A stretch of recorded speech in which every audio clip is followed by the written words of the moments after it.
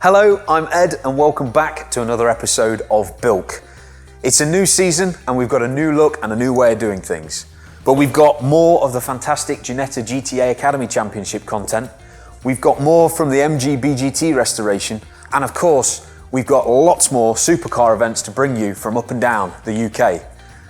But in this episode, it's part one of a three-part mini-series, which we're calling The Road to LMP3. So smash that like button and don't forget to subscribe, because this one is a big one.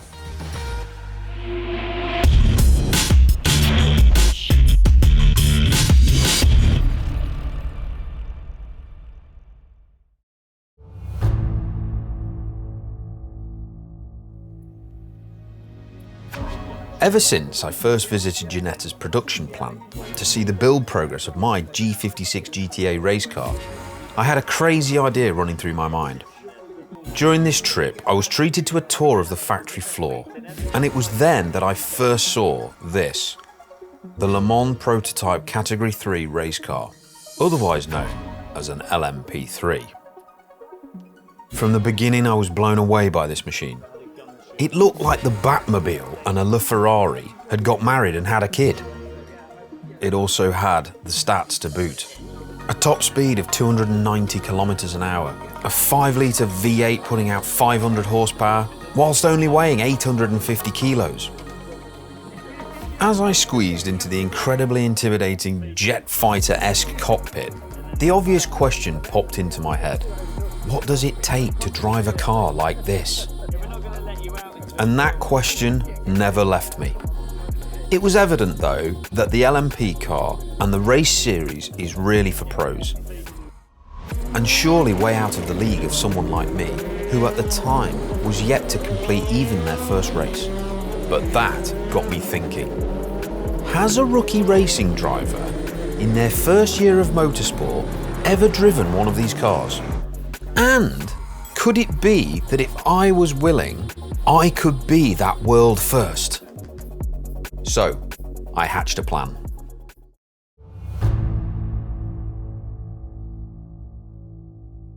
I'm about to ring Kelly Edmond. Now, Kelly is sort of head of the organisation for Want to Race and my Ginetta race team.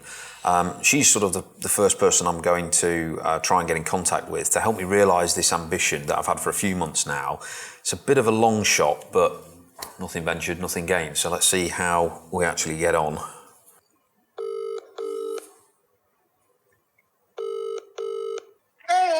Hi Kelly, how you doing? Yeah, good thanks, how are you? I'm all right, not too bad. I've got a bit of a question. Ever since I went up to the factory when I signed for the car, for the GTA, and I had a sit in the LMP3 car, I can't stop sort of thinking that it would be a lot of fun to try and see if I could actually be even capable of driving that. I was pretty blown away with that bit of kit, and I just thought, is there any chance at all that we might be able to organise something where I'm actually able to potentially drive that car? Are you serious? Well, potentially, if we can. You've done 2 races. It's a very different car to your GTA. I appreciate that. It's a prototype with a huge amount of additional power. No one's ever asked this before. No rookie has ever asked. I can imagine. Drive the LMP3 car. I thought it would be quite cool to think, you know, maybe I'm the first rookie that ever gets to do it. But to the same regard, it was more just a case of I just want to experience what that car's like, because I was so blown away with it. I just thought I've got to try and find a way to make that happen. Obviously, we've only ever really let kind of pro drivers and teams use the car who are really interested in buying it. I'll make some calls. I can't promise anything. I appreciate that.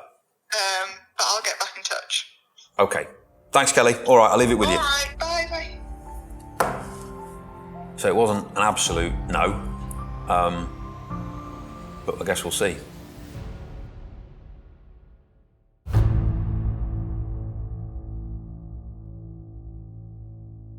I'm sat here waiting for a phone call from Kelly over at Ginetta, who said she's going to call me with the information now, this is her ringing now, about whether we can actually do this LMP3 test or not.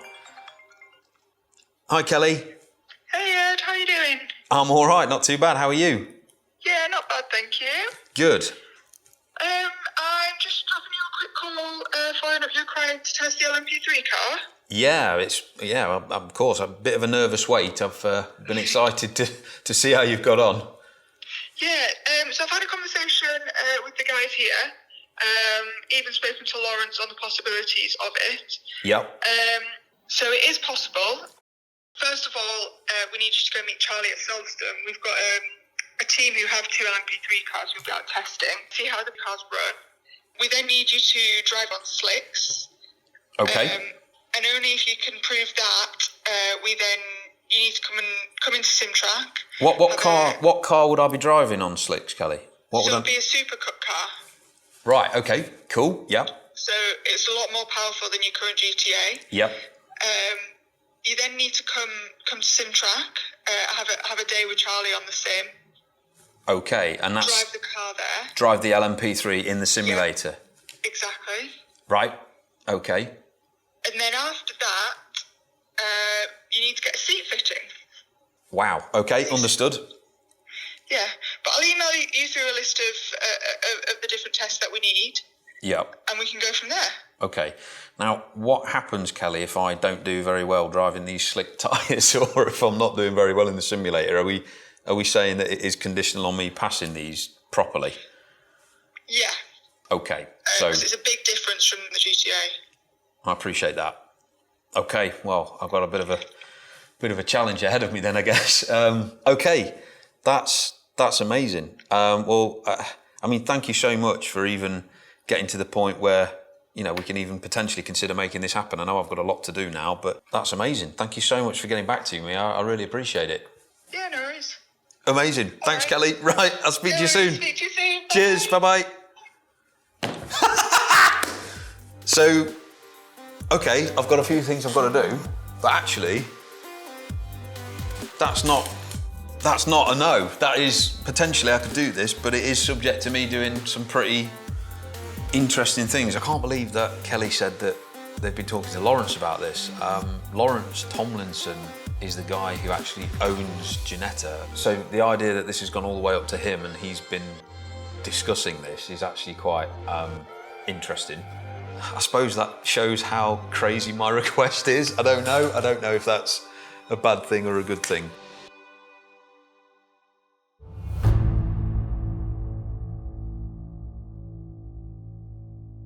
I've just got the email through from Kelly now. You've given me quite a big list of stuff I've got to do here. I mean, I didn't think I'd be able to just sort of get an LMP3 car and just jump in it, but I didn't think it was going to be as much as this, to be fair. But, you know, my naivety, I suppose, as a rookie, it does take a hell of a lot to be able to even get close to being able to drive one of these cars. So the main things to take away from it are, you know, I've got to go down. They want me to go down to track to watch what happens on a test day of an LMP3 car. Charlie's going to come with me. So Charlie Robertson is the LMP1 driver, in fact, but he also drives LMP3s and he's done all that as well.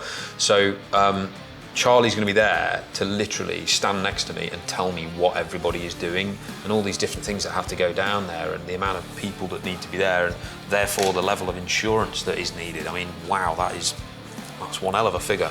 I have got to get some experience driving a car on slicks, and the car they've suggested is a Ginetta GT4 Super Cup car, and they've said here, only following a successful test. So I've got to do well at that. I can't just have a go and say I've done it. I've actually got to prove to them that I can do it well and I can drive well on slicks. Then I've got to have this sort of seat fitting in preparation because the car doesn't have a seat.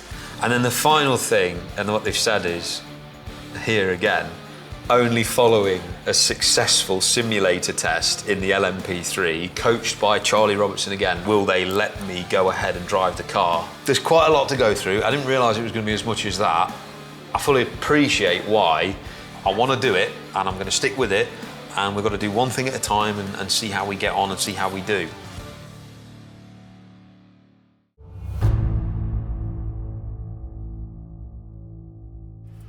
The following week, I headed down to Silverstone to get a better idea of what I was getting myself into. If I did get to drive the LMP3, it would be on a track like this, so I had to pay attention. After a full day of witnessing the team preparing the LMP3 car to go around Silverstone, the whole idea was becoming incredibly intimidating. Kelly had been kind enough to ensure that some of the Ginetta team was there to give me a bit more info. One of which was Charlie, who would be coaching me on the LMP3, should I ever get that far.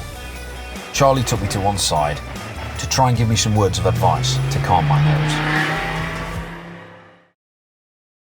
Going to be honest, Ed, it's going to be a big jump up for you. You're quite new to the racing game, of course. So there's going to be, I think, an interesting baptism of fire for you. But Interesting, just got to keep your wits about you. That's the biggest thing. If you go into it with the prep that we've got planned, I think you should be okay. You think? I think. That's good. I've got every confidence in you, mate. But it's going to be a lot different. The cockpit is much more claustrophobic. So it's a much smaller place to be, so you've got less room to move around. The seat will be moulded to you. Because the G-forces that you end up experiencing cornering through maggots, Beckett's, cops at like 130 mile an hour plus. You know, if you didn't have a seat that fitted you, you'd be on the other side of the cockpit. And I think you're just going to be hitting the brake pedal with a lot more force. You're going to experience, as soon as you hit those brakes with the aero and the bigger brakes, the thing just stops. So you're just going to end up, your eyes are going to come out your head when you hit the brakes. So it's super stiff carbon tub chassis, so I mean there's no flex in it at all. So you're heavily relying on the platform being very stable, and then the downforce doing all the work.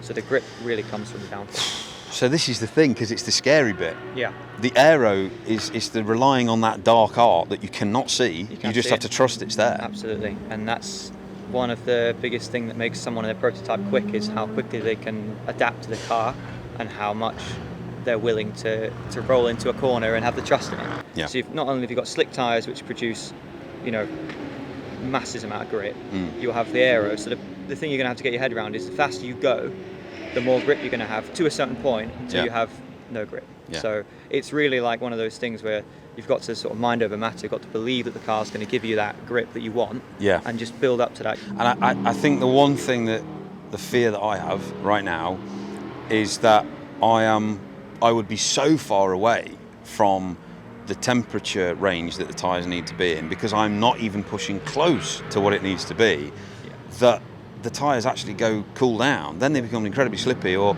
I actually am not putting enough through the car to make it operate to its optimum. So actually it becomes harder to drive. Vicious cycle. Obviously with no experience on slicks it's going to be a big jump, but if you listen to what we've said, and you can keep the grip in the front tyres, because you'll lose the fronts before you lose the rears.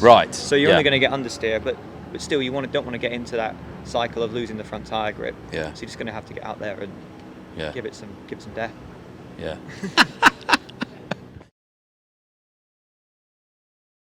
Just driving back from Silverstone, day at the track, obviously with Charlie and the team looking at the LMP3 car.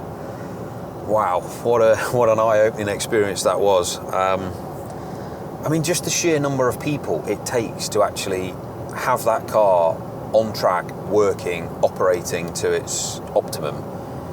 It's phenomenal. Given the sheer power of the car, it's not surprising to me that Ginetta want me to prove myself. It takes a lot of prep, it takes a lot of work to even get to a point where it's safe to make something like that happen, and it really is intimidating what I've seen today. I'm glad that I came to the track to see the car in action, happening, working, being worked on. It really is something to behold. Charlie had some really useful advice. He was saying, so these guys are, torque checking the wheels before the driver takes the car out, but you as the driver, you are still responsible, because if one mechanic forgets to check the torque on one wheel nut, you're the one who's in the car, you're the one out on track, so you've got to almost do a sense check and take care of yourself and not worry too much and trust too much in what is being done around you. So asking the right questions, I actually need to know what I need to know. So that was pretty eye-opening. And hopefully, when I do eventually get the chance to drive a race car on slicks, which hopefully in the next few weeks will be coming up, which will be the Ginetta GT4 Super Cup, I will be reinstated with the confidence that I previously had about doing this, because right now it does feel pretty intimidating. Am I completely crazy here to even think this is possible? And as much as Ginetta wants to support me, you know, really, have I bitten off more than I can chew?